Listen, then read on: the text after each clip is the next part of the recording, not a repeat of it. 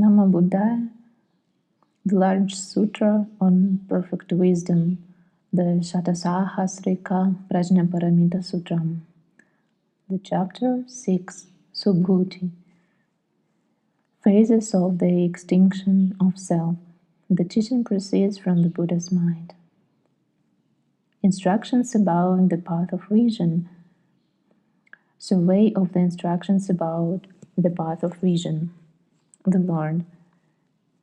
Make it clear then, Subhuti, regarding the perfection of wisdom of the Bodhisattvas, the great beings, how the Bodhisattvas, the great beings, may go forth for the perfection of wisdom. Thereupon those Bodhisattvas, great beings, those great disciples, and those gods thought to themselves,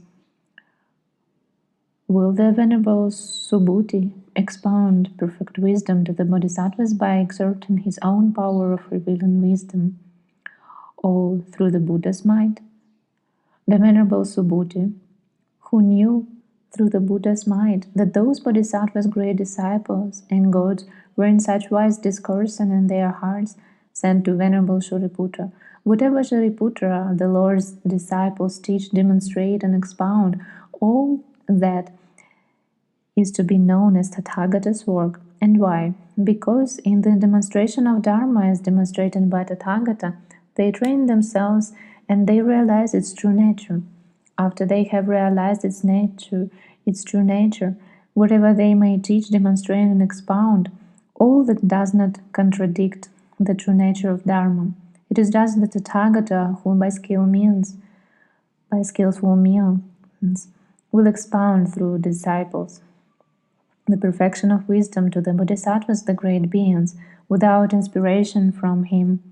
It is outside the province of all the disciples and Pratyeka Buddhas to expound the perfection of wisdom to the Bodhisattvas, the great beings. The Bodhisattva, a mere word, inaccessible as Dharma. Acceptance of cognition of Dharma in suffering. Subhuti. One speaks, O Lord of Bodhisattvas. What Dharma does this word Bodhisattva denote? I do not see that Dharma Bodhisattva.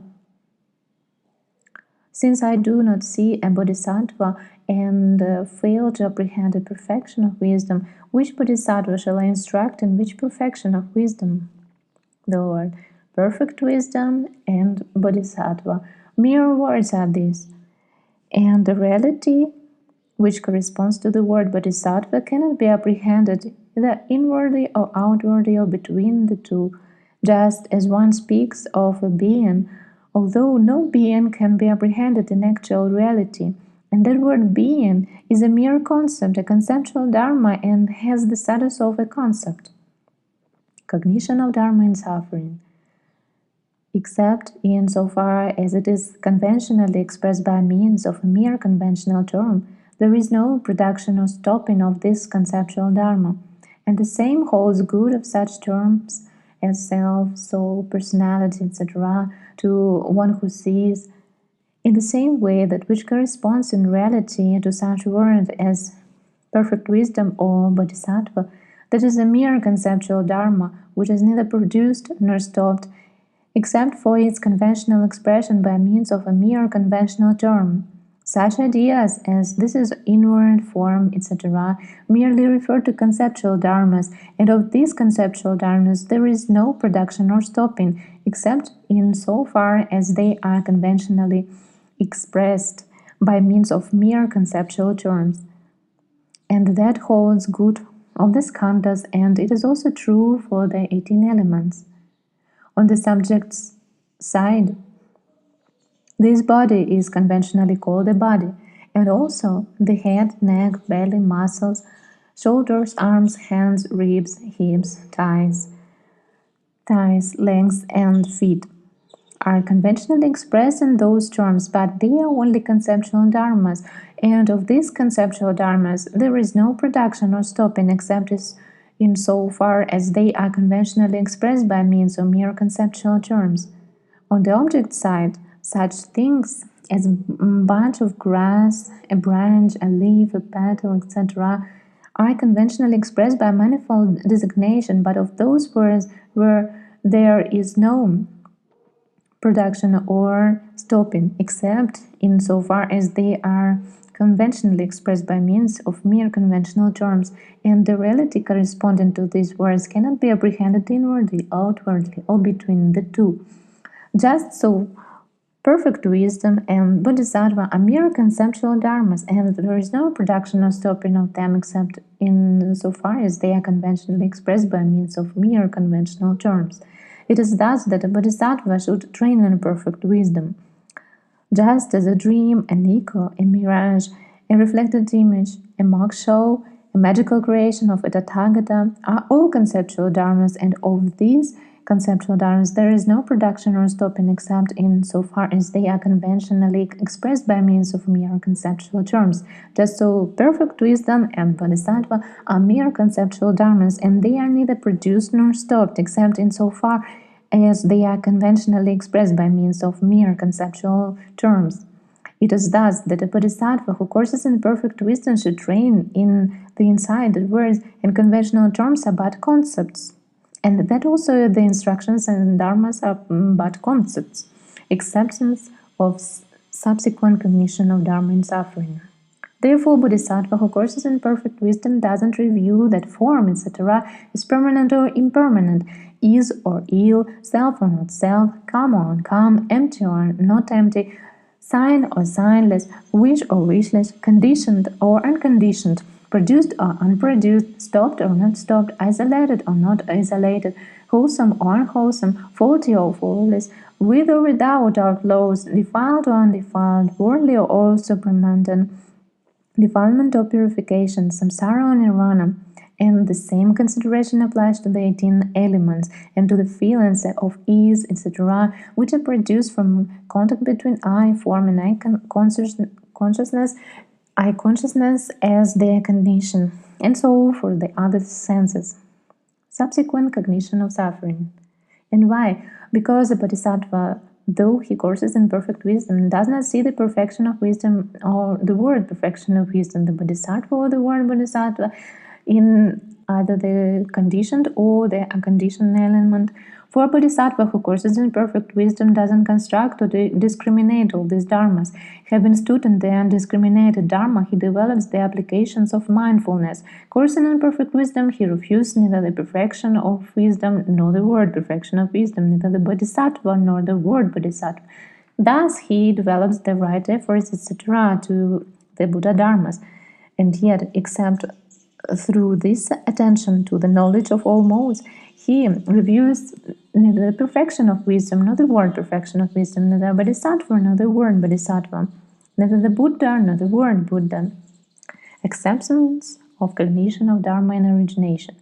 For that bodhisattva who courses in perfect wisdom penetrates to the dharmic mark of dharmas, which is neither defiled nor purified. It is that a bodhisattva who courses in perfect wisdom should learn to recognize the concept of Dharma as a word and as a conventional term.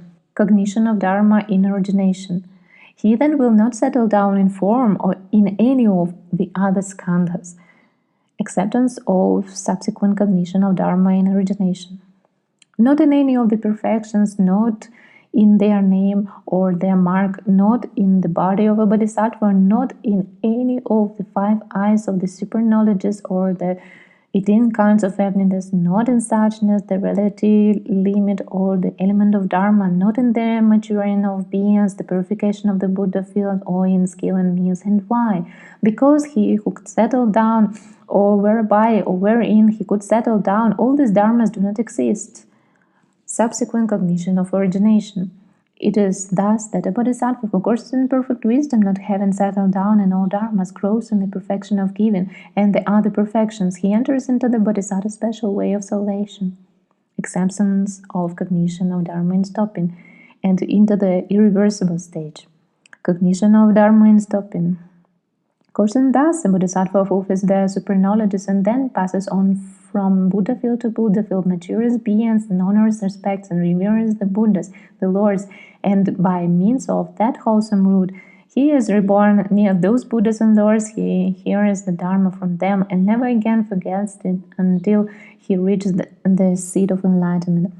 He will acquire the Dharani doors and the concentration doors. It is thus that the Bodhisattva who courses in perfect wisdom should learn to recognize the concept of a Dharma as a word and as a conventional term. Acceptance of subsequent cognition and stopping. What do you think, Subhuti? One speaks of a Bodhisattva.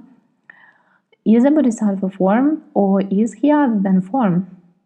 Is he in form, or is form in him, or is he without form? And the same question can be asked about the Bodhisattva's relation to the other skandhas, to the 18 elements and 6 physical elements and the 12 links. Subhuti. No, O Lord, is the answer in every case. Subsequent cognition of stopping. Lord, what do you think, Subhuti? Is the suchness of form, etc., the Bodhisattva, or is the Bodhisattva other than the suchness of form, etc.? Is the skandha suchness the Bodhisattva, or is the Bodhisattva other than the skandha suchness? Moreover, Subhuti, for what reason do you say that form, etc., is not the Bodhisattva, and that the suchness of form, etc., is not the Bodhisattva? Subhuti, absolutely a body being doesn't exist, is not God at. Then how can a Bodhisattva be form or anything else until we come to decay and death? And further, how then can the suchness of him, form, etc., be God at? That is not possible. The Lord. Well said, Subhuti. Just so should a Bodhisattva be trained through the non-apprehension of a being in the non-apprehension of the perfection of wisdom. Acceptance of cognition of Dharma in the path. What do you think, Subhuti? Does the word Bodhisattva denote form, etc.? Subhuti. No, indeed, O Lord. The Lord.